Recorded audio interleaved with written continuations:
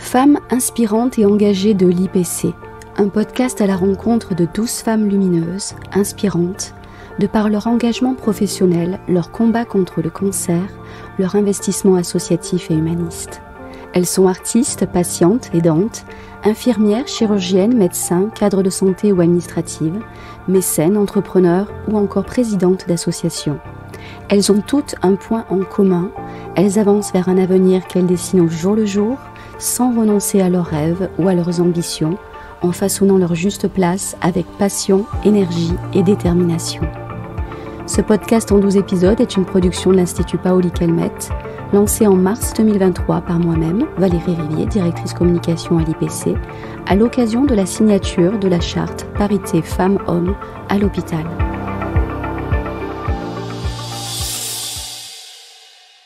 Épisode 12, Emmanuelle Charaf, PUPH, chef d'équipe au Centre de recherche en cancérologie de Marseille, cofondatrice de l'association Marseille en Rose, adjointe à la mairie du 9-10e arrondissement de Marseille, vice-présidente de la métropole Aix-Marseille-Provence, en charge de l'enseignement supérieur et de la recherche, de la santé et de l'innovation. Emmanuelle, bonjour. Bonjour. Emmanuelle Charaf, ravie de vous accueillir aujourd'hui au studio. Vous êtes une femme multi-compétences, multi-casquettes, PUPH, chef d'équipe au Centre de recherche de cancérologie de Marseille.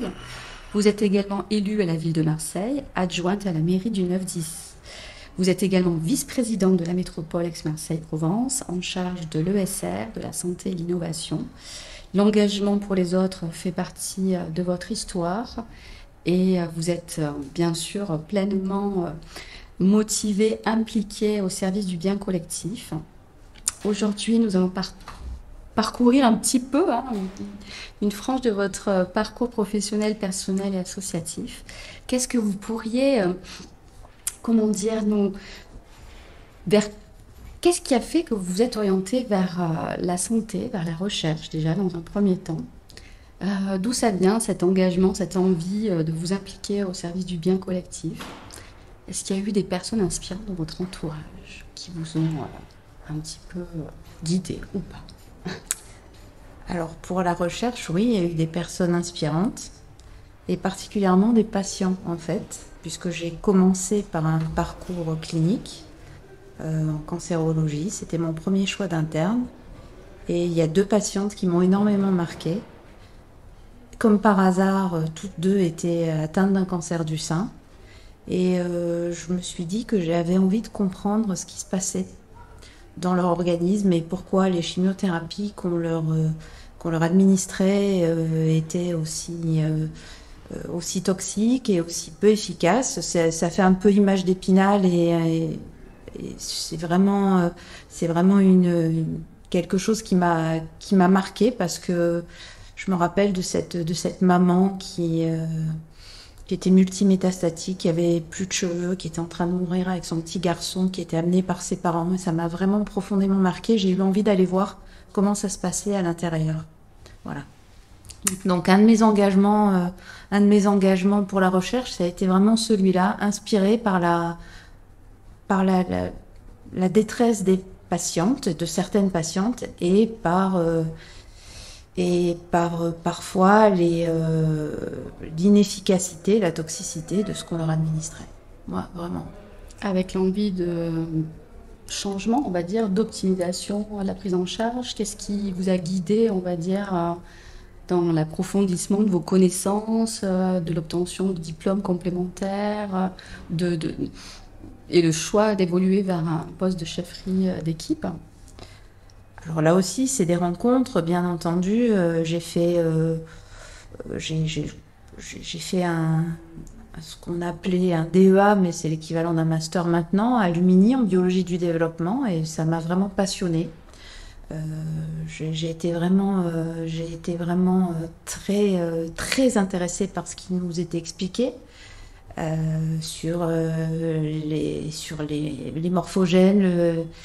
Et la drosophile, ce type de modèle, et ça m'a donné envie d'aller un petit peu plus loin. J'ai fait ma thèse ici au CRCM, donc dans l'équipe de Daniel Birenbaum. J'ai rencontré des gens très bienveillants. J'ai rencontré d'ailleurs mon co-chef d'équipe avec qui je me suis très bien entendue. Et puis l'écriture de ma thèse et la découverte de l'hétérogénéité tumorale, vraiment, qui correspondait vraiment à ce que je voyais sur mes lames histologiques et ce que je savais de l'évolution des patients, ça a été vraiment une révélation pour moi et j'ai eu envie d'aller plus loin. Et donc après, j'ai une autre personnalité inspirante. J'ai rencontré un chef de labo aux États-Unis qui m'a accepté et d'ailleurs mon co-chef d'équipe et moi nous y sommes allés et nous avons vraiment beaucoup appris tous les deux là-bas. Et puis aussi le travail collectif, c'est quelque chose que j'adore. L'équipe, je dis souvent mon co-chef d'équipe, mais en fait j'adore le travail en équipe. Je trouve que c'est vraiment la base. C'est ça qui vous nourrit au quotidien. Ah ouais, l'intérêt évidemment intellectuel bien sûr, mais le travail en équipe c'est vraiment quelque chose d'essentiel. Tout seul on n'est rien et on peut rien faire si on n'est pas aidé par les autres. En tout cas moi dans ce que je crois pouvoir essayer de développer, je pense que c'est la base. C'est votre levier motivationnel principal, le travail d'équipe, ou il y a d'autres choses qui vous font vibrer au quotidien dans votre métier? Ce qui me fait vibrer au quotidien, c'est d'essayer de comprendre vraiment la physiopathologie, voir un peu comment les choses se développent, ce que les cellules ont dans le ventre, ça me fait vibrer ça aussi. J'ai vraiment envie d'essayer de comprendre leur mode de fonctionnement et avec comme but, bien entendu, d'être au service le plus possible des patients. Un parcours d'exception comme le vôtre, ça me fait vraiment drôle d'entendre un parcours d'exception parce que vraiment c'est... parce qu'en fait, quand on peut constater qu'on a, du moins au sein du campus, peu de PUPH, donc c'est que ça veut dire qu'à un moment donné, il y a peut-être aussi des freins à l'accessibilité où la carrière peut-être des femmes est peut-être contrainte pour des raisons diverses. Est-ce que vous, le cheminement a été... avec du travail, bien sûr, et du talent, mais est-ce que c'est un cheminement qui a été simple ou bien il a été aussi pavé de choix, d'obstacles, d'embûches voilà, comment c'est un petit peu passé ce parcours qui n'est pas terminé, mais qui est... C'est vrai que le parcours de PUPH, qu'on soit un homme ou une femme, est compliqué. Et on le voit d'ailleurs, les jeunes générations sont beaucoup moins en demande d'avoir ce parcours hospitalo-universitaire parce qu'il est très prenant et c'est dommage parce qu'il est très intéressant. Après, le fait d'être une femme là-dedans, c'est vrai que c'est des limitations qui sont énormes, mais qui sont sociétales, c'est-à-dire qu'on nous demande un investissement et à un âge où on a déjà une famille, on nous demande de partir à l'étranger.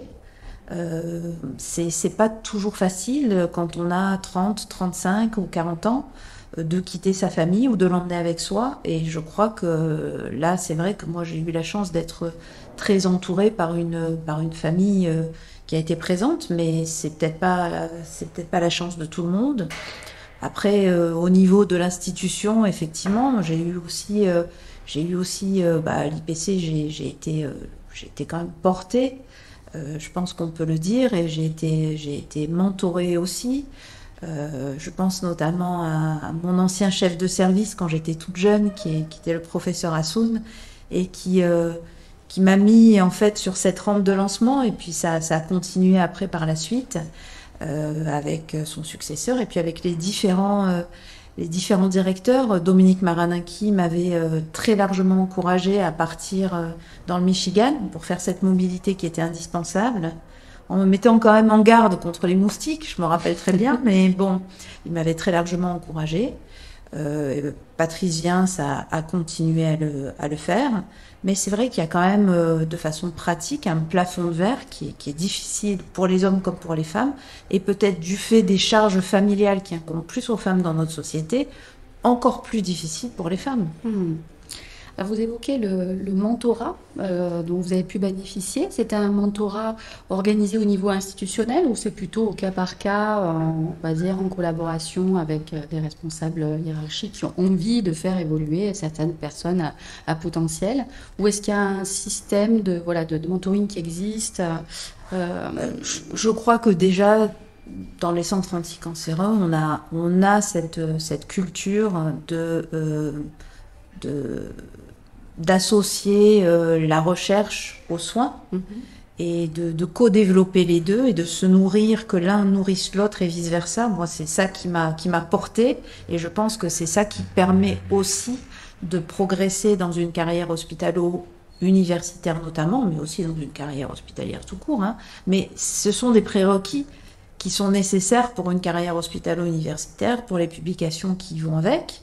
Donc ça, je crois que c'est inhérent à nos structures. On a vraiment cette identité-là qui est très forte. Et ça a fait que moi, j'ai voulu absolument rester à l'IPC. Après, effectivement, on avait, et on a toujours, je pense que ça continue aujourd'hui, on a des incitations à peut-être, il faut continuer en tout cas, à peut-être prendre des décisions, des postes à responsabilité, des choses comme ça. Oui. Vous encouragez à votre tour d'autres femmes à y aller, quoi. Alors, j'aimerais bien le faire. Oui. J'aimerais bien le faire. Je souhaite le faire, mais j'avoue qu'on manque un peu de candidats plus jeunes. Et je crois qu'il y a, et j'en ai discuté avec mes collègues, je pense que quelle que soit la spécialité et quel que soit le sexe, on a quand même un petit peu plus de difficultés à trouver dans les jeunes générations des candidats ou candidates encore plus qui ont envie de cette espèce d'abnégation qui est quand même nécessaire à l'engagement, au moins pendant un temps. Et je crois que c'est un changement de notre société. C'est pas spécialement dans Marseille ou en France. C'est notre société qui vraiment a évolué avec un engagement des plus jeunes qui se veut moins axé peut-être sur un engagement professionnel, un peu plus équilibré sur une vie privée et un engagement professionnel qui se nourrissent l'un de l'autre. Peut-être que c'est eux qui ont raison et peut-être qu'ils arriveront à faire autrement. Peut-être que c'est un petit peu plus... Il faut les encourager, mais il faut peut-être respecter aussi leur nouvelle façon de penser, de faire et de vivre. Voilà. Oui, le besoin aussi de s'engager à titre sociétal, environnemental, la lutte contre l'exclusion. Il y a pléthore, on va dire, de causes qui sont, louables et dans lesquelles on a envie de s'investir. Et c'est vrai que les nouvelles générations le font davantage. Pour autant, vous aussi, vous êtes également impliqué à titre associatif à travers une association... donc Marseille en rose, dont vous pourriez me dire davantage concernant les actions qui sont menées. Alors cette association est récente puisqu'elle a juste quelques mois. C'est une association qui a comme but de promouvoir des actions en faveur des soignants, en faveur des soignés, c'est-à-dire des malades, en faveur des chercheurs, qui font progresser le soin ou la recherche pour le cancer du sein.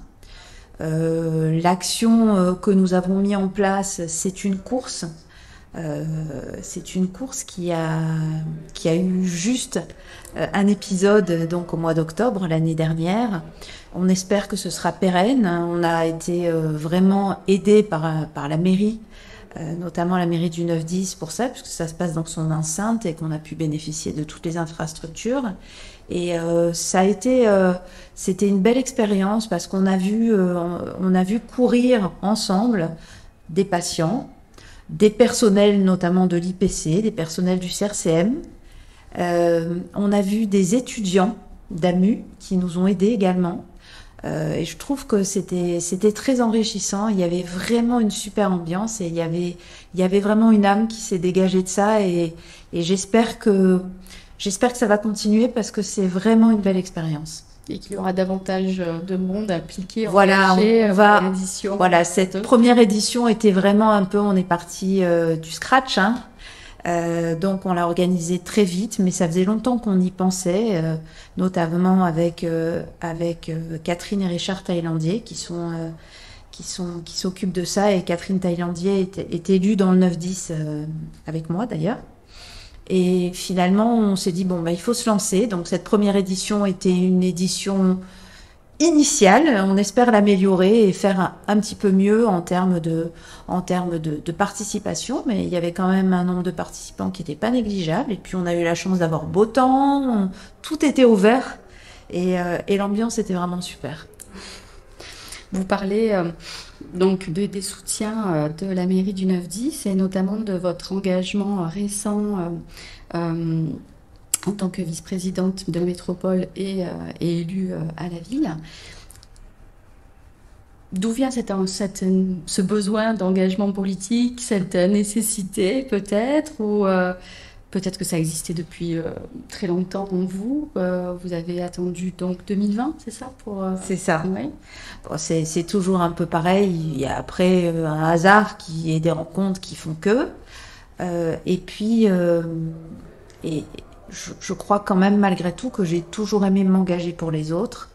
Et aussi, je me suis dit qu'à un moment donné, si on voulait faire bouger certaines lignes, peut-être que l'engagement politique pouvait être, mais en tant qu'élu, puisqu'on peut avoir des engagements politiques en tant que militant, oui. C'est un peu moins mon domaine, mais en tant qu'élu, pour faire bouger certaines choses. Et notamment, au niveau de la métropole, il y a énormément d'actions qui sont faites en faveur de l'enseignement supérieur, la recherche et la santé.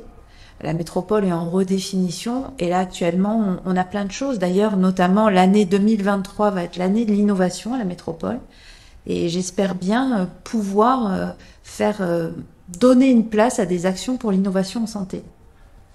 J'aimerais bien. Ben oui, inscrire l'IPC, pourquoi pas. Alors après il faut se méfier des conflits d'intérêts, mais en tout cas c'est sûr que l'IPC est un acteur majeur de l'innovation en santé et de même que le CRCM, mais aussi que la PHM, et donc il faudra compter avec tout le monde, et les forces de tout le monde seront très importantes à mettre en musique. Très bien. Moi, je rêve d'une cité des sciences et de la recherche à Marseille. Alors, voilà. On a déjà quand même la cité de l'innovation et des savoirs d'Aix-Marseille, tout à fait. La CISAM, qui a fait des petits, puisque avec le programme CISAM+, il y a plusieurs lieux qui vont être thématisés sur l'ensemble du territoire, et certains lieux qui vont être thématisés spécialement sur la recherche, sur des choses qui sont proches de nous. Mais aussi, d'ailleurs, il y a eu, il n'y a pas longtemps, un lancement de CISAM+, sur le Technopôle de l'Arbois, donc avec l'idée de la transition environnementale, ce qui rejoint quand même la santé d'une façon ou d'une autre. Donc, il y a déjà une CISAM qui est portée par l'université et qui a comme membre fondateur la métropole et d'autres boîtes, notamment la CMA-CGM et l'Occitane. Merci beaucoup Emmanuelle pour cet échange très riche. Si vous aviez une phrase à formuler, un mantra, mais on va dire un petit conseil motivationnel pour d'autres femmes qui souhaiteraient mener de front la carrière à la fois associative, professionnelle dans le domaine de la recherche, du soin et pourquoi pas politique, qu'est-ce que vous pourriez leur dire ? Politique, j'aurais un peu plus de mal parce que je suis vraiment nouvelle dans le domaine. Pour le reste, je pense que quoi qu'il en soit et quel que soit le domaine, à mon avis, il faut avoir des passions et il faut croire en ses passions. C'est vraiment la chose qui porte le plus dans la vie. Et il faut y croire sans compromis. Voilà, c'est ça que je dirais. Merci beaucoup. Je vous souhaite une très belle fin de journée. Et puis, merci à vous. Au revoir. Je remercie chaleureusement notre invité de ce jour pour son propos stimulant et motivant. Un grand merci à nos auditrices et auditeurs pour leur écoute bienveillante. Si le podcast vous a plu, faites-le savoir autour de vous en laissant des avis et un maximum d'étoiles. Merci, à la semaine prochaine.